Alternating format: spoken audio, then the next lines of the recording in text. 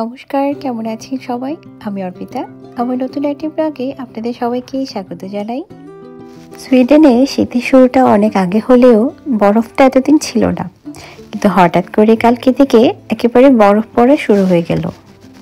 আর শীতের সময়ে কোথাও বের হওয়া মানে এক গাদা কাপড় পরা, যেটা সব থেকে বিরক্তির কাজ। যেহেতু রাত থেকেই বরফ পড়া শুরু হয়ে গিয়েছে, আর তাই রাত থেকেই মেয়ে বায়না করলো যে সে বরফ দেখতে যাবে। আসলে রাতে তো আর বের হওয়া হয়নি, আর তাই সকালে ওকে নিয়ে গিয়েছিলাম একটু বরফে খেলবে বলে। অনেকক্ষণ ধরে ছটফট করার পরে অবশেষে ওকে নিয়ে আমি বাইরে যখন বের হয়েছি, এত বেশি খুশি হয়েছে যেটা দেখেই বোঝা যাচ্ছে।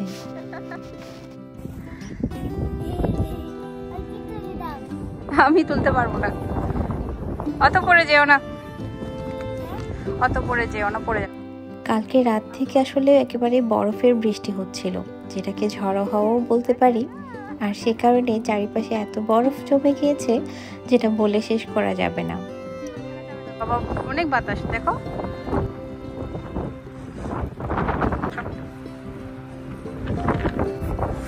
এইগুলো করার জন্য না, শুধু যে বাইরে বরফ ছিল তা নয়, আসলে এত বেশি ঠান্ডা হাওয়া দিচ্ছিল যে অনেকক্ষণ ধরে দাঁড়িয়ে থাকা একেবারে অসম্ভব।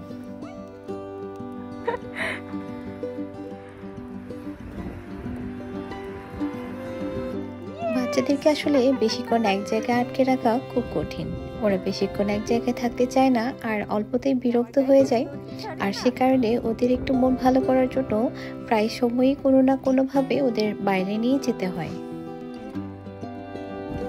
মামা বেশিক্ষণ থাকা যাবে না, কিন্তু ঠান্ডা লেগে যাবে, অনেক ঠান্ডা বাইরে। ওকে, 5 মিনিট শুধু। শীতের সময়ে আমার সবথেকে বড় সমস্যা হলো বাইরে যখন বের হই তখন চোখ থেকে অনবরত পানি বের হয়। আসলে এত ঠান্ডা বাতাস থাকে যেটা একেবারে সহ্য করার মতো না, আর সে কারণেই কিন্তু চোখ থেকে পানি পড়ে।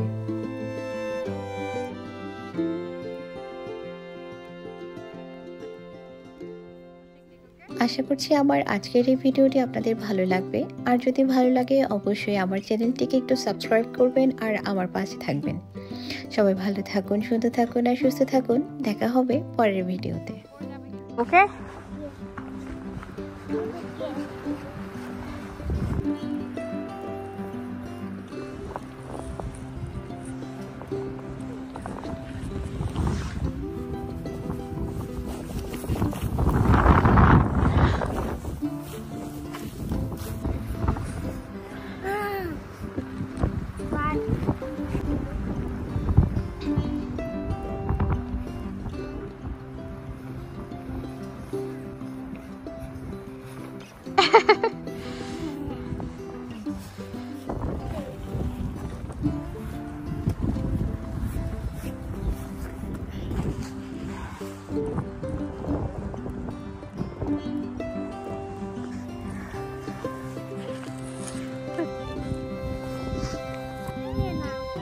নেমে যাও।